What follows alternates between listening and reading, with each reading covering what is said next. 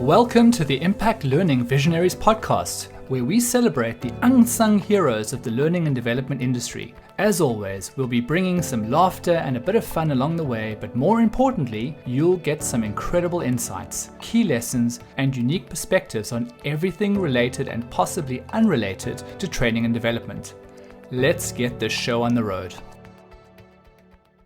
Hello, everybody, and welcome to the Impact Learning Visionaries podcast. Today, I am joined by David James, who happens to be a fellow podcast host on the Learning and Development podcast. David's expertise extends far and wide and includes being a people development leader for a range of organizations, perhaps the most notably as the Director of Talent, Learning and Organizational Design for the Walt Disney Company across Europe, the Middle East, and Africa. David is focused on working with clients to develop and implement their digital learning strategies, with an emphasis on digital and equipping learning and development teams with trusted methodologies and practical digital skills that provide maximum business value. David, I'm absolutely delighted to have you on the show. Thanks, Jason. It's a pleasure to be here. So let's just jump right in, because I think the word digital is an interesting word there, and in the learning and development world, we see a lot of traditional kind of talk and chalk, classroom-based learning, and then this kind of very amorphous type of digital world, where there's a kind of love-hate relationship. Obviously digital brings plenty of scale, but that scale comes with huge compromises, and I think e-learning often gets a bad rap as a result of that. So what's your take on the whole digital learning world? Well, first of all, if I could address Jason, I think that e-learning's deserved its bad rap because yes. I think it's horrendous. And running learning and development departments for 15 years, I was told on many occasions how much people loathed it. But in learning and development, we've always blamed our consumer for not getting it, not persevering enough to find the value within it. But like so many things that I think that's wrong with digital learning, it lands on our lap. I think we have a very noisy and inexperienced vendor market. When I say inexperienced, I mean people who've never done the job. And from the outside, it looks like all we need to do is provide learning. But I can tell you, when you are inside organizations, providing learning seems like what you're doing.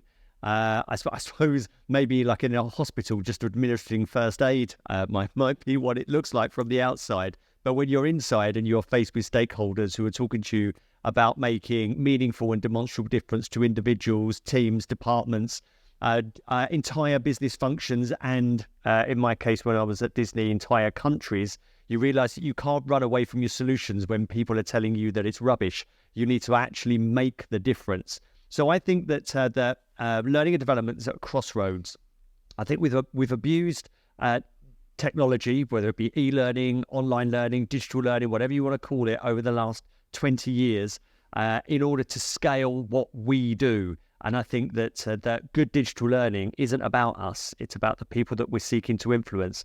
And it is giving them, as efficiently as we possibly can, the guidance and support to do the stuff that they're trying to do, that perhaps they're not able to do as effectively or efficiently without help. I think that Google and YouTube have been running this marvelous experiment for us for the last 20 odd years. And so we've seen that there is no reluctance to use online or digital technologies. There has only been reluctance to use the stuff that learning and development has been dishing up, procuring at vast expense to organizations. And I think that we have enough insight now, and I think there are enough case studies of people doing this right for us all to learn and make a planned difference. So other than the fact that I think that you and I might be learning and development soulmates, so I couldn't agree more. I mean, I think there's enough analytics, evidence, and data to suggest that e-learning is not working, or maybe has its place, but often is maybe used in the wrong context in the wrong way. So what is a really kind of high impact digital learning experience look like for you? Okay, so at least 50% of the digital learning experience, an effective one, is in addressing a real need. So both recognizing that there is a critical point of failure that both the organization realizes is unsustainable and the individual themselves. And that's explored to such an extent that all parties then know what needs to be done in order to get people from the current level of performance to the desired level. And that's before anything is created. And I think far too much e-learning is created without any of that analysis, or certainly without enough of that analysis. And so we buy vast suites of content, and on the premise that if we have, to give you an arbitrary figure perhaps, 50,000 people in our organization and there are 5 million pieces of content, then by mathematical or statistical standards, there must be something for everybody. But the only problem with that, Jason, is if it doesn't speak to an actual need of an individual within not just the organization, not just within a department, and perhaps not even just within a team, but within the tasks that they're expected to perform, and understand the dynamics within all of that, such as the expectations of peers, customers, colleagues, the limitations and restrictions bound by hierarchies, systems, processes, and technologies, then it's not going to make any difference. And it doesn't matter how expensive or engaging this content is, it cannot make a difference if if we don't understand and it's not designed to meet specific needs. I'm a big fan of the work of Dr. Dick Clark and his near-far transfer theory, in which he's determined through research, rigorous research, that unless the learning experience is pretty much identical to the working experience, then the solution stands. If I'm going to take one step back, if it doesn't reflect the learning and the work experience don't reflect each other, there's absolutely no chance of it making a difference. If the learning experience and the working experience are close to ideal, then there's a small chance that it will work.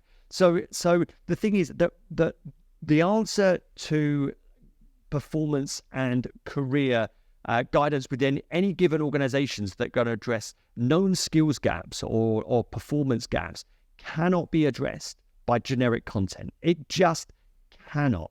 So the only way that it will work, and going back to your original point, is with analysis. And I know that there's a real reluctance. As I said, I've worked 15 years in learning and development teams in organizations. So I know that we're never invited in to do unlimited analysis. But there are ways in which we can get enough information to run an experiment to see whether what we've developed makes the planned and required difference, and then do more of that. And I think, Jason, we're only looking at that digital industries over the last 20 years to see how these mega platforms and any successful digital company actually works, by meeting the actual needs of a client group, experimenting, and then doing more of the stuff that does work. Perhaps not for nefarious means, as we've seen, for Facebook and other social media try to grab our attention and keep us there, and then do perhaps less than ethical stuff with our data. But we are not. I mean, we could learn from digital marketing, in which they take non-advocates to turn them into brand advocates, to guide them through buying journeys and get them to do something that perhaps they didn't intend to at the beginning, which is part with their cash. And we've got these advocates sitting in our organizations who don't want to just do a good job, but they want to improve their careers. We have enough information at our fingertips to guide and support them to do what they want to do, rather than something that they don't want to do, and then measure whether we're having that planned impact. So I see there's huge potential there for digital, but if we are just going to apply systems full of content, then I think that we're missing a massive trick. So I have about 4 million questions from that, but I'll just try and limit it down to one or two. So I think, again, you've almost, it's almost like I've kind of paid you to kind of market our podcast, because the very word Impact Learning Visionaries, the impact part is pretty much what you described, is so often learning is done for learning's sake. or there's a generic roadmap, or someone says, I need my people in my department to be more this, and then they go and look for the generic fit that seemingly gives them that.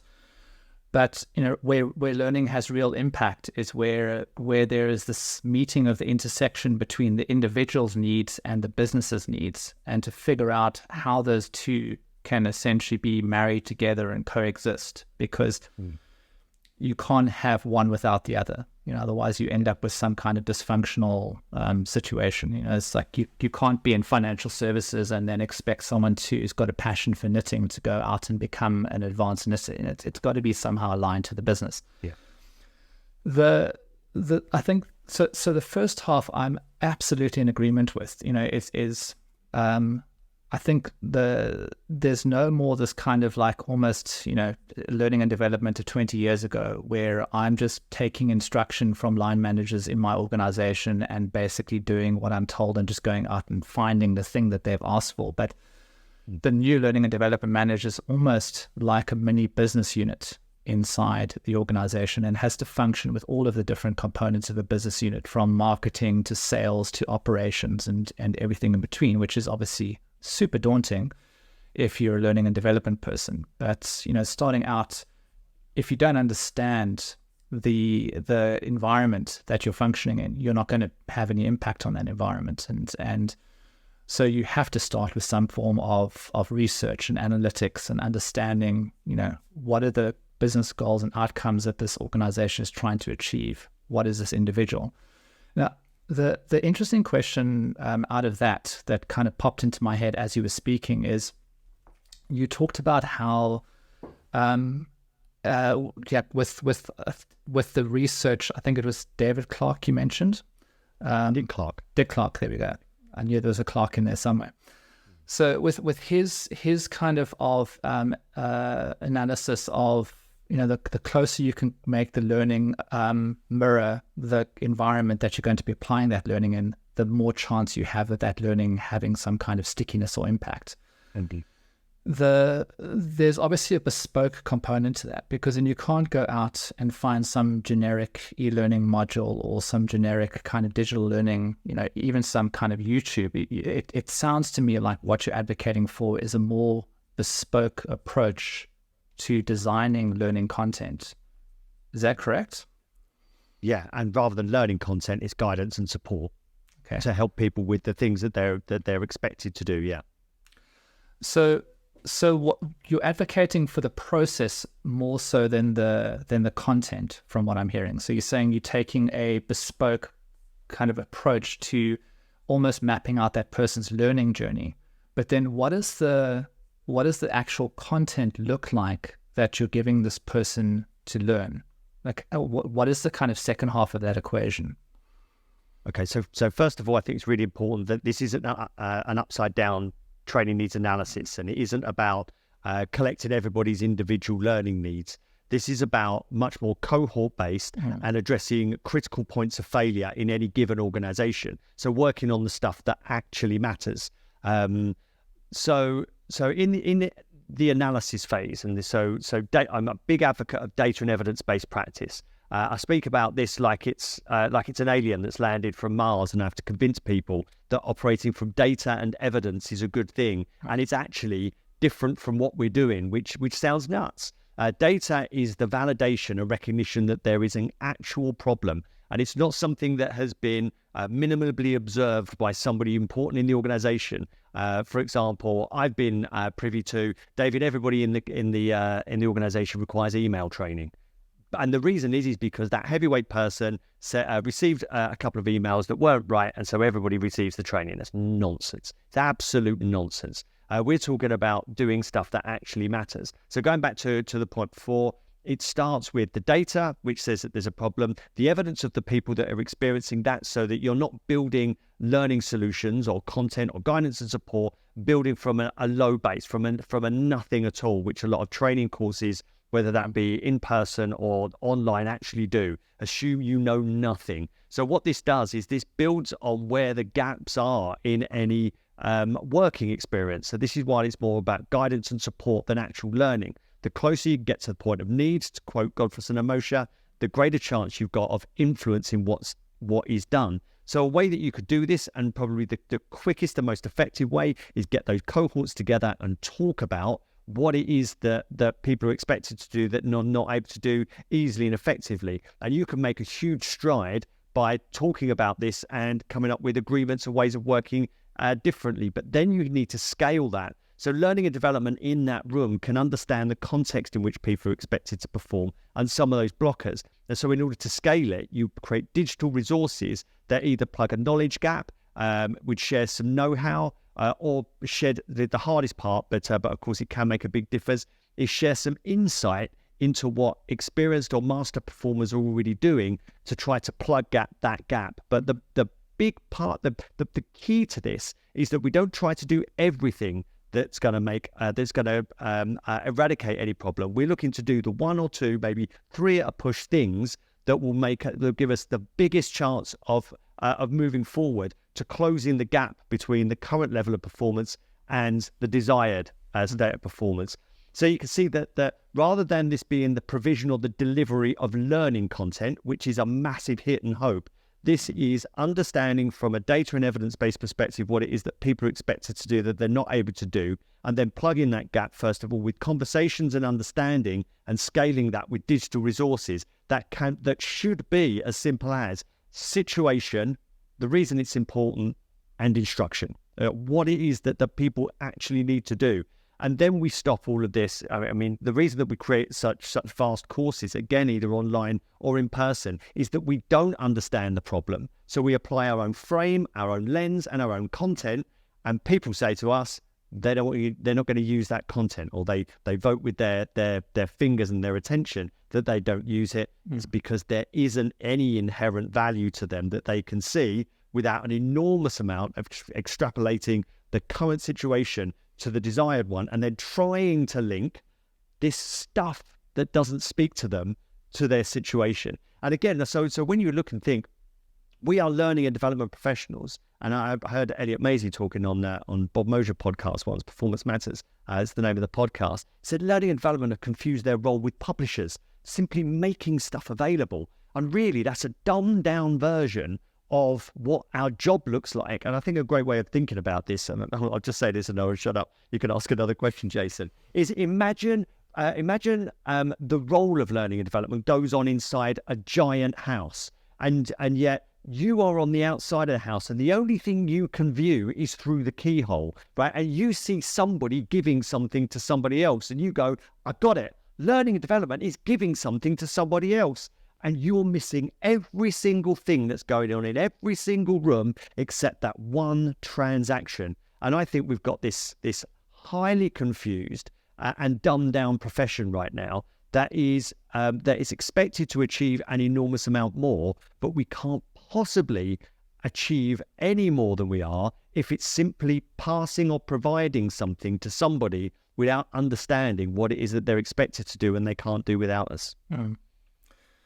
So, I mean, you're advocating obviously a very strong consulting approach with probably a high degree of coaching and mentoring as part of the process, getting a kind of a lot of needs analysis up. I really like the idea about the kind of, it's almost like you're sitting in a room as a facilitator and asking the very people that you're going to be training to help identify, diagnose, and almost solve their own problem by identifying the gaps.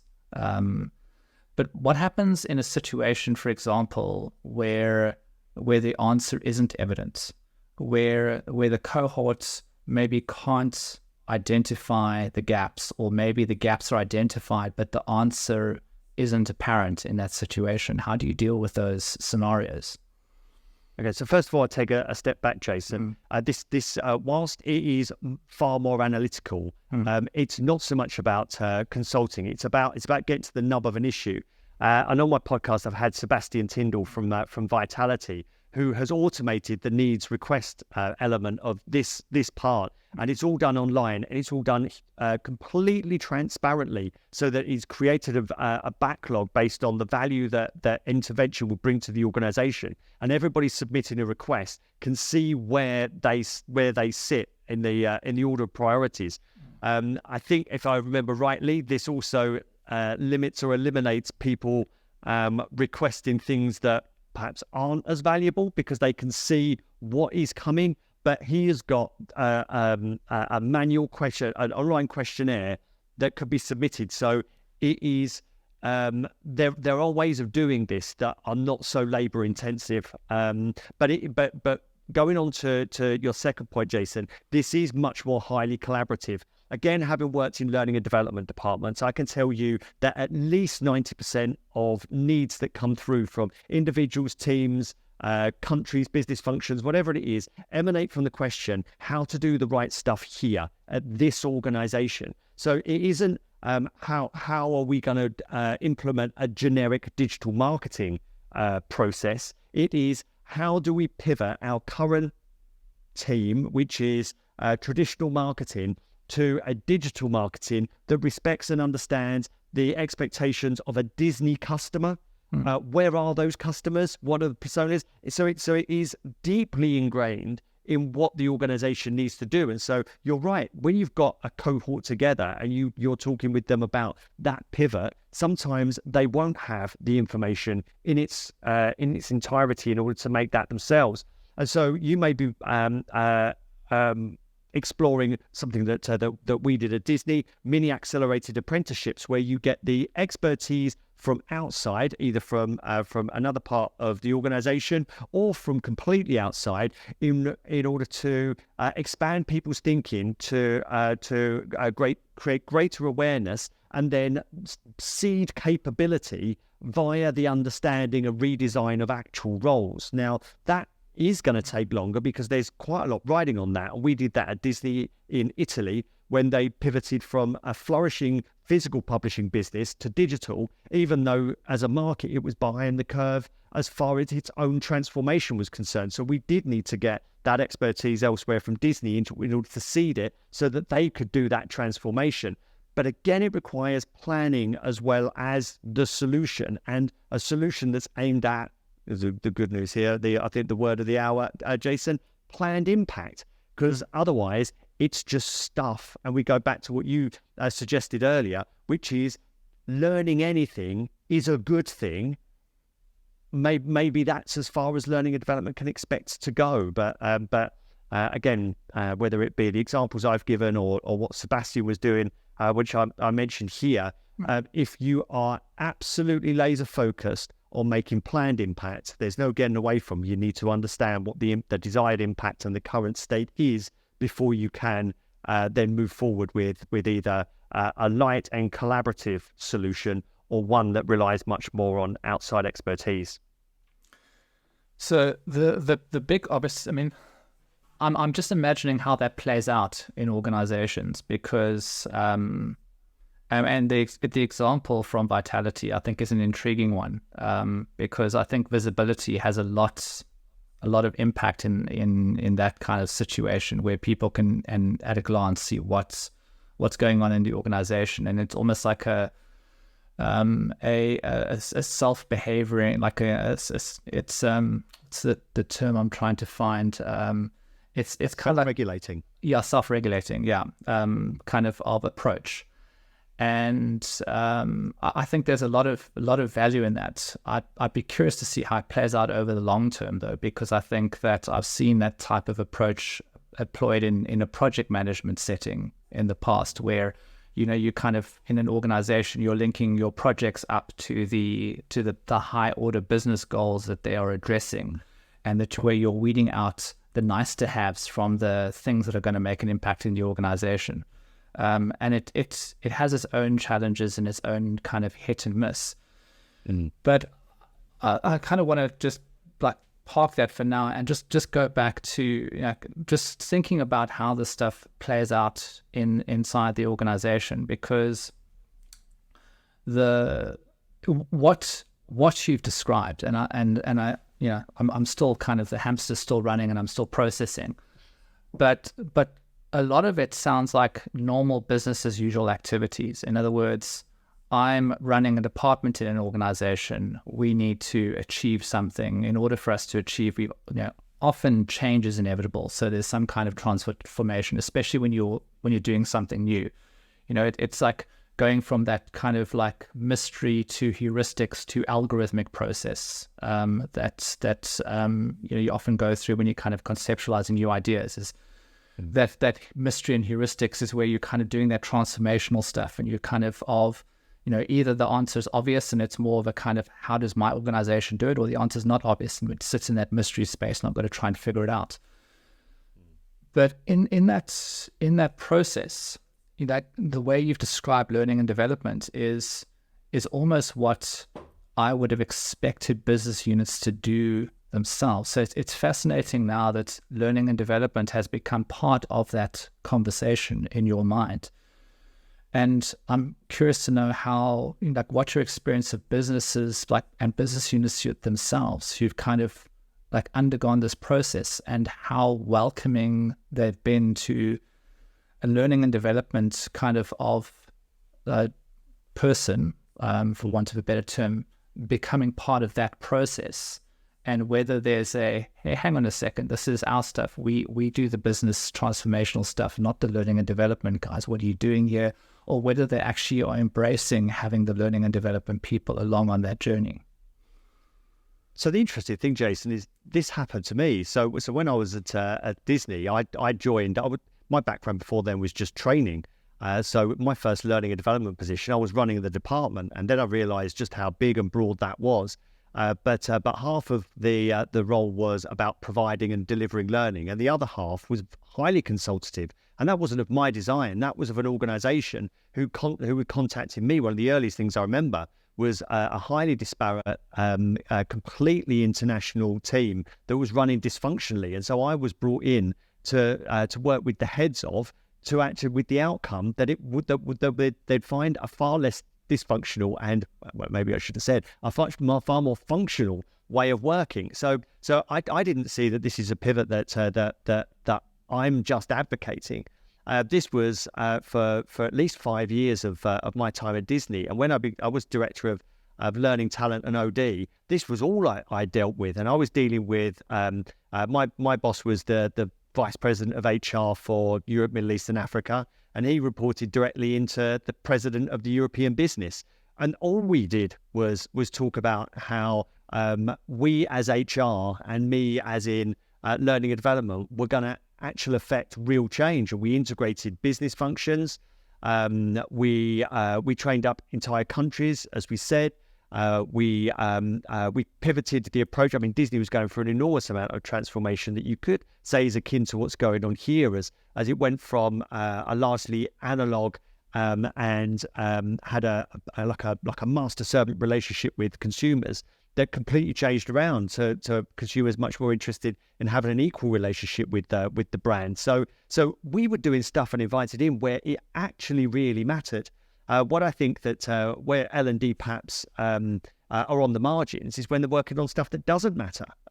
So I think the question is, how did I get there? Well, I focused on doing stuff that worked, and I wasn't afraid to say to stakeholders when they asked for training what they wanted as a result, and then tell them that the training they've asked for isn't going to get them there. And that really does build up credibility, especially if then you hang your hat on. Well, first of all, it's not much of a risk to say to somebody, that thing that you're thinking of spending £50,000 on isn't going to make a result, get you the result. Them to say, what do you want to do instead? I said, well, I think we need to get to the nub of the problem first of all. Can I spend some time with your team? That's far less of a risk. Imagine, I spent 8 years at Disney, and it was a real wrench to leave in the end. But I don't think I would have lasted nearly as long as if I was frivolous with people's money and telling them that what wouldn't work would work. So it's strange how it's the question you asked, which of course is incredibly valid, is around, is it welcome that learning and development enter into those conversations? And I say it's a really risky career strategy for a learning and development professional not to turn those conversations into ones around what people are actually doing rather than what you want them to learn. So my experience of that, and then you mentioned the Learning and Development podcast, which I think is really important for amplifying similar stories where either learning and development was expected to achieve more, or muscled their way in. I've met so many learning and development professionals who said to me they were up in front of a room of people, and whilst there were smiles and nods all around, the learning and development professional in the back of their mind was saying, this isn't making any difference at all. And so actually pivoted their approach in order to make an impact rather than deliver stuff, which sometimes is unpopular. I had Tracy Waters from Sky talking about this on an early episode of the podcast, in which she was being faced with training requests, even though what they were doing instead around resources and workshops was having a greater impact. And she said that it was deemed that they were taking stuff away that was valued. Training courses offer an opportunity to build relationships, to recuperate. There's a reward element as well. And realise that taking something away that's popular, even if it's not actually making a difference, is always like an unsuccessful L&D strategy. So we as L&D need to play this diplomatic and political role in providing enough of what's asked for, but stake our professional reputation on doing stuff that actually matters. And I think digital is part of that. I've seen the size of what digital learning platform and content invoices look like. Jason, they are eye-watering. So imagine spending that much money and not expecting a return. I think it's surely, in my gut, Jason, I think we're going to get found out. So I want to be part of the crowd that stands for efficacy and impact, so that no one gets found out. But if we think our job is providing and delivering learning for no demonstrable impact, I think in an age of data and AI, I think that's delusional. Yeah, I mean, I tend to agree. I do think that a lot of people probably misunderstand the way you've described learning and development, to probably still see it as a branch or service of an organization that's there to facilitate learning, as opposed to facilitating impact and change. So there's another really kind of intriguing question that's like kind of poking around is the level of detail that you're advocating getting involved in, and the level of change and impact. It presents an interesting kind of conundrum to me in my mind, and I'm sure there's an obvious solution, but I'm just kind of trying to discover it.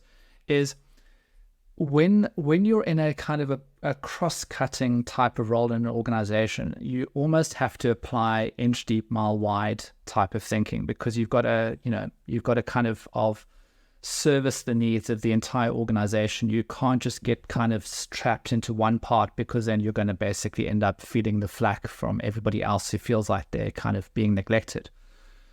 But yet going into this kind of engagement where you're really, really deeply getting involved, there's a commitment element to that. There's a commitment to see something through to its efficacy and its outcome. How do you kind of marry those two worlds? Because the challenge is, when I'm getting into something, and I can speak from my kind of consulting days, is when you're getting into anything, and you're looking at the outcomes that you're trying to achieve, you're pretty much, there's a tacit kind of contract there of saying, I'm going to be around to see those things through, and it's a lot of work, a lot of effort. How do you kind of marry those two worlds, where you've got to do that level of like depth with a broad cross-cutting need to service the entire organization? Okay, so I think it's really important to look at the other side first, Jason, and researching or procuring, then designing, scheduling and delivering one program in which 12 people a week are going to be hit across an enormous organization means that you're likely not to do anything else for a very, very, very long time. The alternative is no change, like compared to what you've just described there. Again, going back to what Sebastian had told me on the podcast, that when he pivoted to a digital resources first approach with the transparent backlog, he said that he went from running and completing, I think he said it was either 14 or 16 L&D projects a year, which I think is, it's a phenomenal number. He said to over 200. Right? Because what you're doing is you are using data to be laser focused on solving a problem and not a training course to solve numerous undefined problems. So that approach that I described of designing, procuring, scheduling and delivering the training over a long period of time can take an enormous amount of time. It could be out of date by the time the last people attend, and also make no planned or meaningful difference, because it's all about ideas and safe practice away from the work context. Whereas if you're seeking to understand what it is that people are trying to do, and it's a real problem in the organization, you're working with them as partners rather than in a student and trainer kind of way. So that you are simply aimed at affecting how they do the work, rather than retaining information to be recalled at some undetermined time in the future. You can see one approach can be really fast at solving the problems, and this is why it's really important that we're working on critical points of failure and the things that will add the biggest difference to the organization. Because as you get further down a backlog, perhaps if we're talking from 15 or 20 down, then the value is going to start becoming nominal. So I think a good way of looking at this is we don't have to solve every problem this way. Some problems will just work their way out. So we don't need for every person who requests to go on a communication skills course or presentation skills course to dive deep into the situation they recur. Just need some cheap learning content. Google can do half the work. If they've got access to ChatGPT, then that will provide them insights that's better than most training that's out there. Plus, giving it a go, watching other people, just getting on with it. A lot of it will just sort itself out.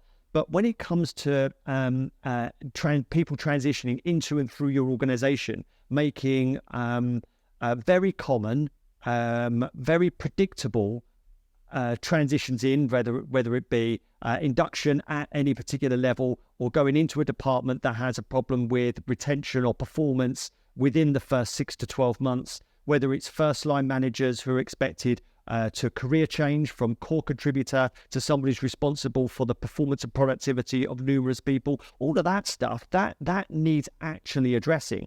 And I think what's really shocking and what we are too ready to accept in learning and development is that our management and leadership efforts, whilst they are frequent, perhaps they are continuous, we still don't hold ourselves account to actual difference as a result. We hand it over to the individual to go make the change, supported by the line manager. Off you go. Now, that's because it's usually not built with data and evidence in mind of what is it that new managers actually struggle with within our organizations, not taking into account the actual culture of our organizations, again, linking the limitations and expectations within our organizations to the technical element, to guide and support people to do more of the right stuff as they bump up against the culture during those transitions. And I mean, the acid test of that, and I've run enough of these in my time to know, that when you ask new managers what it is that they found most useful when they attended your course, it was the opportunity to stop and reflect, meet people from across the organization who understand their situation. And it's no surprise they'd understand the situation, because it's the culture that determined their experience. And yet we leave all of that for them to figure it out. So the question shouldn't be, does a more rigorous approach to analysis and acting off of data and evidence take more time? Because it doesn't. It's actually faster. It is, why are we not doing stuff that actually works and fix the problems that exist in our organization, rather than just delivering and providing learning largely from generic content boxes provided for by vendors who don't seek to understand our organizations either. I think that again, I think that learning and development changed its name 20 years ago from training and development, but changed very little of its practices, let alone its measures. And I think that right now, I just think it's time to wake up. AI provides us with an enormous, incredible opportunity to understand data and connect the dots to help people work collaboratively together in cohorts in order to become more effective. And I think that learning and development now need to recognise that there are existing approaches and tools that have been road tested in other professions that can help them with planned impact, but continuing to do the same stuff and expect different results. Of course, we know the answer to that. Yes. Again, so many questions, so little time. But I think there's two avenues I can go down, and I'm going to probably skip the one that talks more about the process and actually focus in on I think the topical thing that you raised there is the use of kind of technology like AI in the learning and development journey. And I'm particularly fascinated to hear how you have adopted these tools in your experiences. Perhaps you can share a bit of that. Yeah, so I think that again, you talk about two paths, Jason. I'm going to talk about two paths in learning and development. First of all, some technology has been advancing over the last 20 years, and we've seen new and novel technologies come into and out of learning and development to be the tech du jour one day and then forgotten the next. And there is one very simple reason for that, which is the path that we must resist this time, and that is using the new and novel technologies to continue to do what we've always done.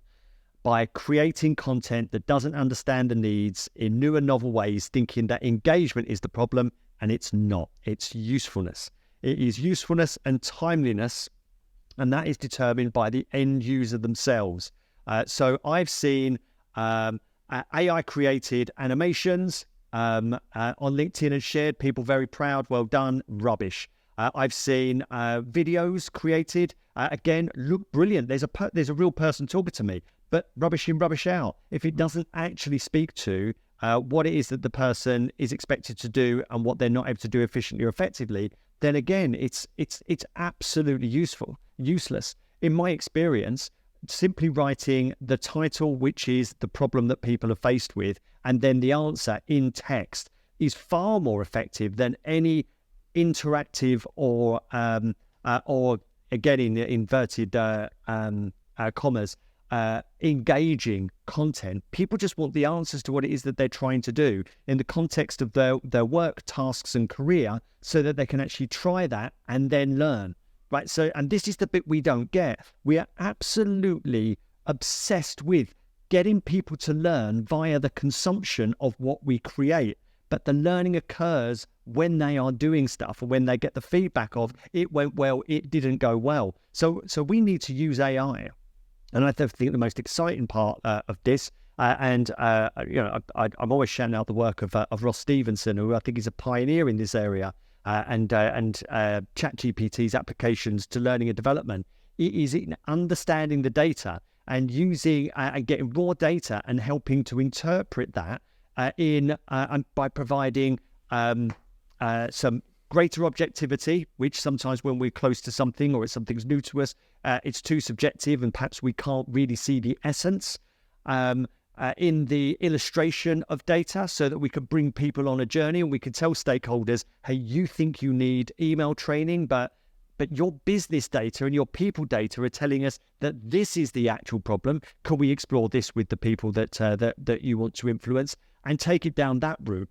And then what I think is really exciting, and this is what we're doing at 360 Learning, is taking an organization's proprietary information, training AI on that, so that guidance and support can be pulled from that with all of the limitations and restrictions that I've discussed before around your culture. So asking train generative AI, how do you do this at this company when I'm delivering that to this audience and I'm in this team? You're going to get a great deal more from an initial response from generative AI than you would do with a Google search or anything within an LMS now. But with the caveat, and this is absolutely crucial, generative AI is not your new head of L&D. it is the smartest possible intern that you pulled from outside that doesn't know your company. So the more you train it and the more you understand to work with it, the greater impact that it's going to have. But it's only ever going to submit work to you rather than, or to subject matter experts, rather than direct to your customer, who then would pick that up and say, oh, right, so I now got everything that I need in order to perform. So that's how I see that that it's working. It's the unsexy stuff of understanding, interpreting, and re-illustrating data to help to influence stakeholders and the people who are expected to perform in order to influence what it is that we need to be providing in terms of guidance and support, so people get more of the right stuff done, benefits them in the short term and the long term with tasks and careers.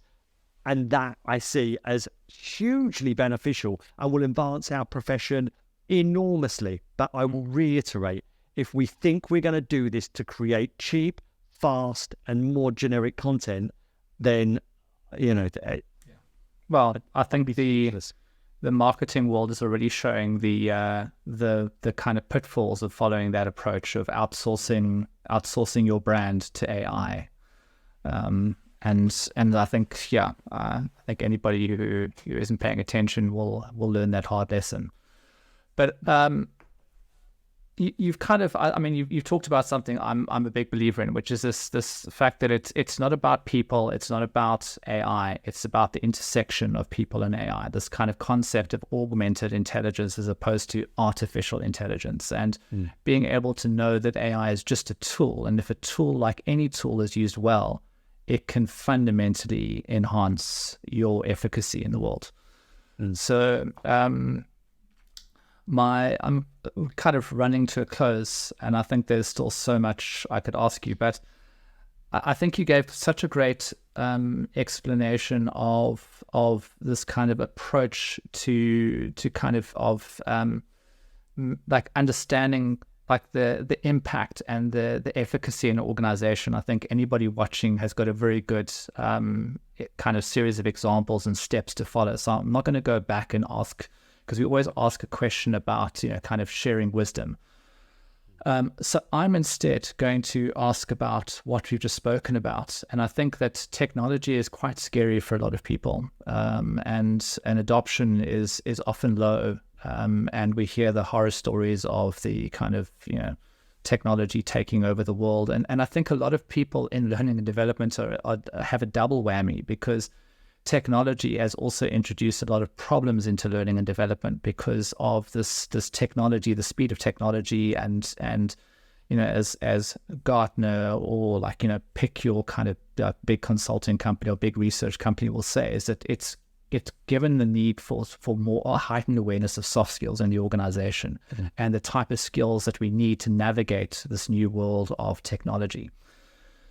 But bringing it back to the actual question is, if you were speaking to another learning and development professional who was probably in a more traditional type of L&D kind of environment, and we're trying to convince them about, or maybe not convince, but trying to give them advice on how to take the first steps into integrating AI into their kind of world, what would your advice be to those people?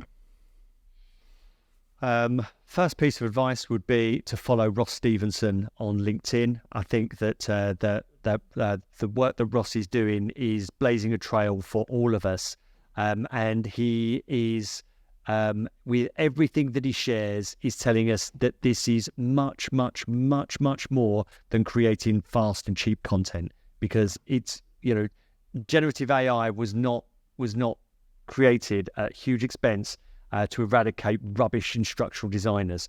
Now, I'm not going to include good instructional designers within that, as you quite rightly said earlier, that there is a role there. But I think that although Miriam Neelan will pick me up on this, maybe I should rephrase that and say mediocre and poor instructional designers and a lot of content, learning content developers.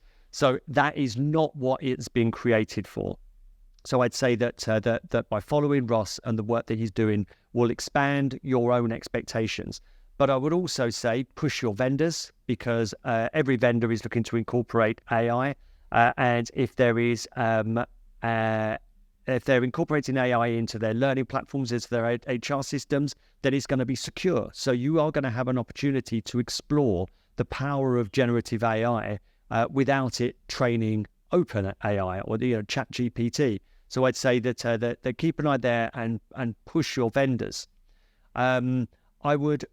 The final part, which I think is a combination of everything that I've said on here, is go back to the very essence of why your learning and development function exists, and think about how generative AI can help you with that. I will go so bold, if you are in a team and you have a platform and you run a curriculum of programs, I don't think that you are there just to provide learning. Sometimes it's what it seems to be. I think we are in organizations to help people to assimilate as they join us, to stick around long enough for us both to benefit both the employee and the organization by increasing both the challenge and the capability of individuals so that they stay and then pivot. And those are the things that we could be using generative AI to achieve. The hardest way to do that, and I think this goes back to Geary Rumler in 1969, and I'll thank my great friend Guy Wallace for introducing me to this.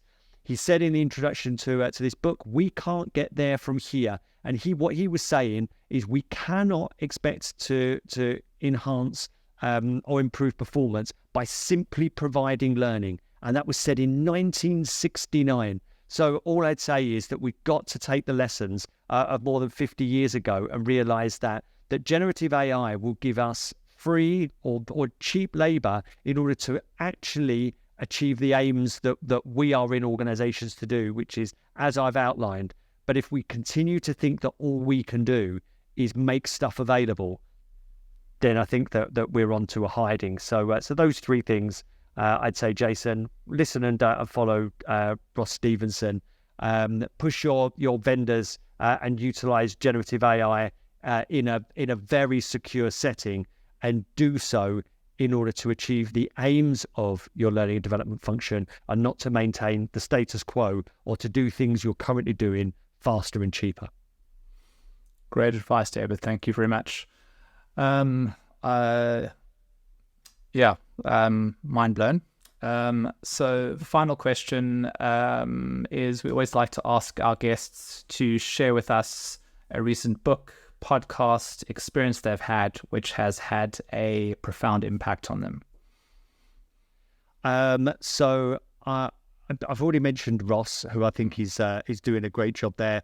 And so I will point to Nick Hernandez's Collaborative Learning book, which I think is a really incredible synthesis of how collaborative learning helps and can help us in learning and development achieve what we're here to do today. It does touch on AI as well as using collaborative learning tools, as well as the history of how and why it's worked in and hasn't worked for us in the past. So I would say that the Collaborative Learning by Nick Hernandez. Brilliant. So David, as a technology person who believes that they know a fair bit about learning and development, it has been a really humbling and I think massively valuable experience for me to learn from someone who's obviously a true expert in this space. I think there's a lot of similarities in the way that we see the world, and it's I think anybody watching this should really pay attention, because the realities that we're facing in any business, whether you're in learning development or any other function inside the organization, is you can't afford to be a silo anymore. The speed at which we need to run and operate businesses in this modern world with technology means that we've got to have our finger on the pulse of every part of the organization. And I think that you've given us an incredible glimpse and blueprint into how learning and development should start to position itself to be front and center in that conversation. So thank you very much. Thanks, Jason. Hey, thanks so much for joining us for this episode of Impact Learning Visionaries. If you found it interesting or helpful, please subscribe by clicking on the button down below so you don't miss our next one. Also, be sure to check out our Reality Bites blog for more information on how technology is aiding in learning development. Links are all in the description below. Go check it out. Thanks a lot. Bye.